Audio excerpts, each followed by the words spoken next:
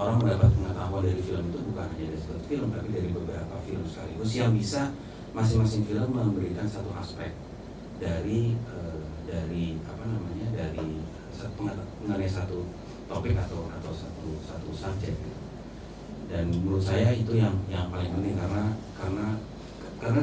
banyak ya, maksudnya orang memahami film itu masih banyak yang dalam rezim psikoanalitik gitu, Plato Case itu kan semua orang harus tahu, nonton di dark cinema dan harus dark theater dan semuanya harus sama gitu, pengetahuannya harus sama gitu. Padahal sebetulnya kan nonton itu bisa juga terbuka dan kita diskusi mengenai apa yang kita pahami, dan ketika kita keluar kita bisa saling bertukar pikiran mengenai film itu sendiri gitu. Bukan kemudian ada satu pesan yang ditebarkan, diseminasi oleh film dan semuanya tiba-tiba di semua kepala orang itu punya pemikiran yang sama gitu. Padahal sebetulnya kan yang lain adalah proses ketika bagaimana film itu bagian dari hanya menjadi satu, menonton film hanya satu momen dari sebuah momen sirkulasi pengetahuan yang terjadi di publik kan, itu yang menarik untuk didalami. Jadi bagaimana film itu tanggung jawabnya adalah dia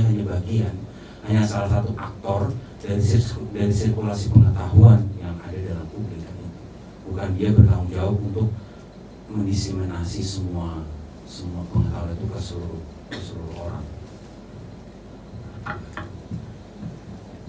Oke, udah kayaknya ya. Atau masih ada yang mau tanya? Nggak apa-apa, sampai pagi deh. Satu lagi deh.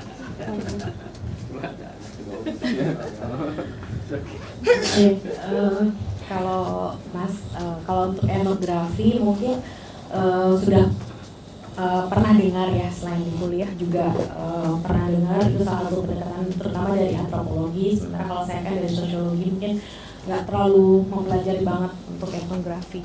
Tapi kalau untuk sensori etnografi sendiri itu sebenarnya mulai munculnya itu menjadi tren dan jadi pembicaraan dan jadi memang akhirnya jadi judul sensori etnografi lab itu sebenarnya mulai kapan sih, dan memang penerapannya sendiri kalau di Harvard tuh lebih banyak yang seperti apa, dan kalau mungkin ada nggak pandangan dari Mas Erik ataupun Mas Aryo kalau di Indonesia sendiri bisa nggak sih diterapkan di disiplin ilmu yang mungkin juga kaitannya nggak hanya mungkin antropologi aja, tapi juga mungkin disiplin ilmu lain yang mungkin juga bisa mendukung, karena tadi kan kaitannya sama multidimensional tadi gitu. Gimana pendapatnya?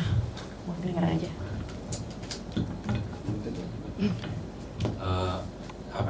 Ya sebenarnya etnografi itu sendiri kan sekarang udah banyak digunakan di berbagai sisi, termasuk di marketing gitu kan. Jadi sebetulnya sih sensor etnografi itu itu mulainya sih dari tahun 80-an 90-an itu, di mana fenomenologi mulai masuk di antropologi, dan kemudian banyak juga digunakan di medical anthropology. Jadi aspek penginderaan itu yang mulai menjadi perhatian, tapi dia sebetulnya menjadi dulu namanya anthropology of the senses, itu lebih kepada sebetulnya masih jadi gimana ya, jadi bentuk yang konvensional atau yang sebelumnya anthropology of the senses itu lebih kepada membicarakan masing-masing bentuk penginderaan. Jadi ada bicara mengenai makanan, ada bicara mengenai sonic experience gitu. Tetapi sebetulnya dengan sonic etnografi itu lebih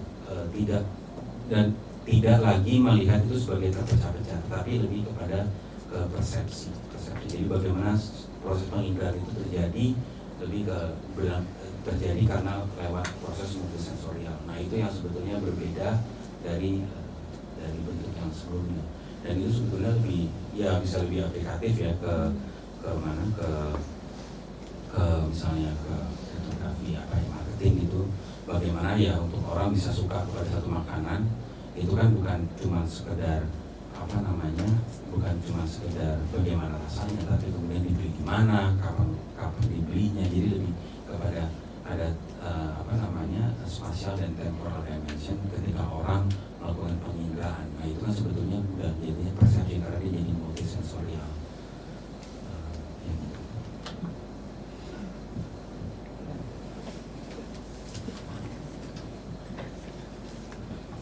Oke, baik. Ada lagi? Silakan. Jawab.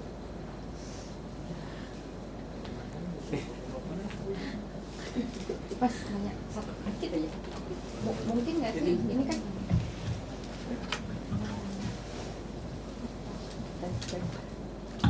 tes. Ini kan pakai visual ya. Nggak tahu kedepannya atau mungkin udah ada prakteknya bisa pakai alat bantu lain gitu. Karena kita ngomong tentang sensori kan.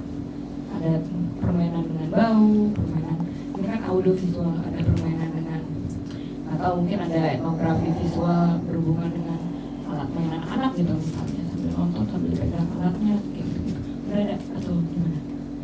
Iya, sebetulnya di kontemporer itu udah ada olah factory di kantor penciuman. Itu sebetulnya sih sangat terbuka gitu.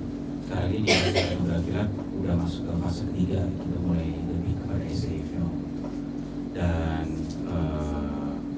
juga misalnya ada teman TV yang sudah mulai ke etnofiction, jadi lebih ke performance, ada bentuknya performance. Dan sekarang sih yang ngajar, sebelum saya nggak suka profesornya, dia karena orangnya nggak suka gitu. Tapi dia lebih dari performance art gitu, dari performance art. Dan apa namanya, ya mungkin yang mudah-mudahan itu jadi salah satu ini untuk menjadi bentuk untuk lebih mengembangkan bahwa ini bukan cuma dengan media audio visual aja gitu. Tapi dia juga kan kita juga mengembangkan, saya misalnya sempat jadi asisten untuk kelas sonic etnografi, jadi lebih kepada ke sound etnografi gitu. Ya sebenarnya pengembangan sangat, apalagi sebenarnya kalau di UI ya dengan semangat atau misalnya atau universitas sekarang di Indonesia sebenarnya dengan semangat dari sebetulnya sangat terbuka, apalagi misalnya kita mau mengembangkan etnografi dan olah